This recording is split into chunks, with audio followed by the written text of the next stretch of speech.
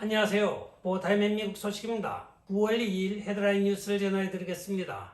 보타이면 오늘의 첫 번째 소식을 전해드리겠습니다. 야후 뉴스가 오늘 큰 특보를 전하고 있습니다. 도널드 트럼프 대통령을 지금 기소하기 위하여 DOJ와 FBI가 열심히 노력을 다하고 있지만 그들은 지금 시기를 놓치고 있다고 전하고 있습니다. 그 이유는 미국의 선거보호법에 의하여 중간선거나 대선을 앞두고 일체 정치적인 사건에 대하여 재판 진행을 못하게 되어 있다고 합니다. 따라서 법무부나 FBI가 도널드 트럼프 대통령을 기소하기에는 이번 연휴가 지나게 되면 기소를 할래야 할 수가 없다고 익명의 제보자를 통한 야후가 보도를 하고 있습니다. 익명의 제보자들은 지금 대부분 FBI 내부나 DOJ 내부에서 각 언론사에 자기들 소견과 FBI가 감추고자 하는 모든 사실을 보도하고 있는데 이 소식이 좋은 것인지 나쁜 것인지 모르지만 하여간 도널드 트럼프 대통령 법정 소송에 휘말리지 않아도 된다고 전하고 있습니다. 선거보호법이 있기 때문에 도널드 트럼프 대통령이 지금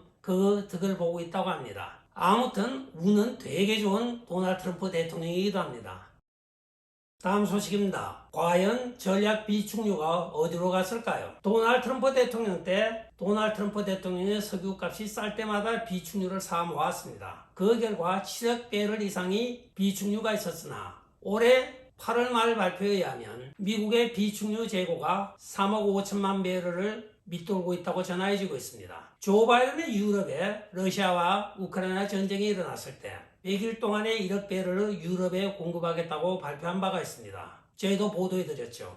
그런데 오늘 밝혀진 바에 따르면 거의 4억 배럴에 가까운 석유가 수출 내지 없어진 것으로 나타나고 있습니다. 유가는 우크라이나 사건 전에 비하여 거의 2배가 올라 있습니다. 그러면 조 바이든 행정부가 약 3억 5천만 배럴 이상의 석유를 팔았다는 소리인데 거기에 대한 어떤 보고도 아직 나오고 있지 않습니다. 이것은 오늘 오일 피기뱅크라고 하는 비축유 현황을 조사하는 기관에서 발표한 내용이기도 합니다. 1982년 이후 미국이 비축유가 사상 최저로 떨어진 날이기도 합니다. 조 바이든 보유국답게 비축유가 거의 바닥을 치고 있는 것입니다.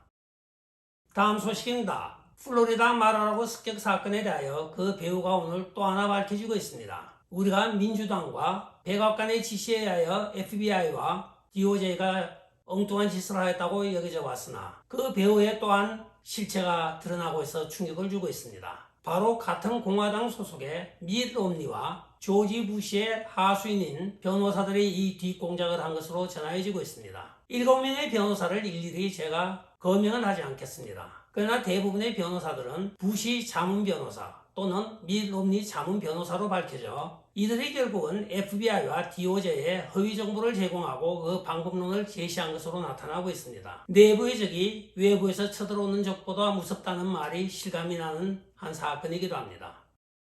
다음 소식입니다. 제레미 그랜텀이라고 하는 투자의 귀재가 오늘 심각한 사건을 발표하고 있습니다. 슈퍼버블이 미국에는 지금 발생하였는데 이 슈퍼버블이 터지게 되면 모든 교차 자산이 급속히 자산 가치의 하락을 가져온다고 발표를 하고 있습니다. 여기서 말하는 교차 자산이라고 하는 것은 주택, 주식, 채권 세 가지를 말하는 것입니다. 그 이유로는 이 교차 자산이 너무나 많이 과평가가 되어 있는 상황에서 지금 급속히 가격이 하락하고 있는데 아직까지 바닥까지는 한참 멀었다고 발표를 하고 있습니다. 1929년 대공황 이후에 몇 번의 경제 위기는 왔지만 이번과 같이 이렇게 심각한 적은 없다고 합니다. 여기에 연준에서는 지금 너무나 많이 풀려있는 달러를 회수하기 위하여 계속적으로 연준 이자율을 높인다고 발표를 하고 있고 또 연준 입장에서는 안 올릴 수가 없는 입장이라고 합니다. 그리하여 전 세계적인 폭망을 가져왔던 1929년보다 더 심각하면 하였지 덜하지는 않다고 오늘 발표를 하고 있습니다. 많은 투자자들 각별히 유의하시기 바라겠습니다.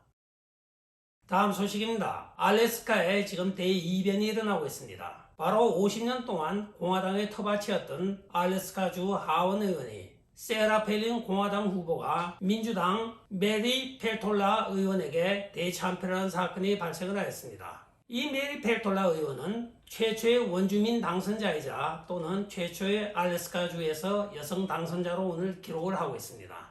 이것은 라이노들에 의하여 2020년에 도입이 되었던 새로운 선거법 때문이라고도 많이들 이야기를 하고 있습니다. 일종의 태그 매치식으로 1차 투표를 하여 맨 꼴찌를 탈락시키는 수순으로 시작이 된 것입니다. 단영 전 알래스카 하원 의원이 지난 3월에 88세를 일기로 사망을 하였습니다. 여기에 대한 보궐선거인데 세라 펠린 전 부통령 후보가 공화당 대표로 나서고 메리 펠톨라가 민주당 후보로 나섰습니다. 태그 매치식으로 진행이 되면 맨 꼴찌를 탈락시키는 시스템으로 가다 나니 결과적으로는 긴 레이스가 보름 동안 이어졌던 것입니다. 라이노들이 만든 이런 함정 덕택에 세라 펠린이 낙승할 것으로 예상하였으나 민주당은 여러 명의 후보가 나와서 한 명씩 떨어지면서 그 표가 전부 민주당으로 몰려든 것입니다. 따라서 민주당의 펠톨라 의원이 당선된 쇼킹한 뉴스가 전해지고 있습니다. 50년 동안 공화당의 텃밭이었던 이 알래스카가 몇 명의 라이노들이 이상한 선거법을 만들어 결국은 민주당의 의석을 넘겨주고 있습니다.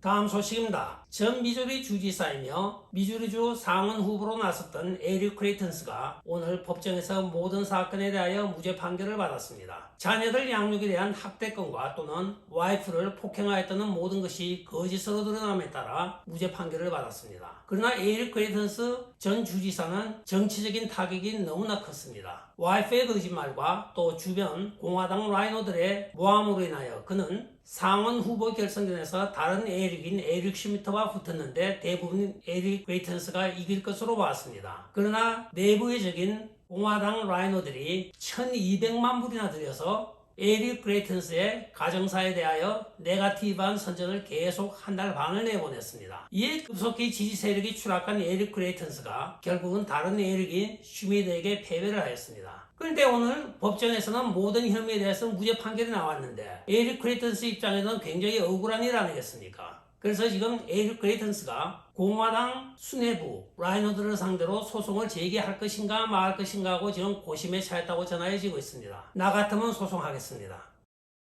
오늘의 마지막 소식을 전해드리겠습니다.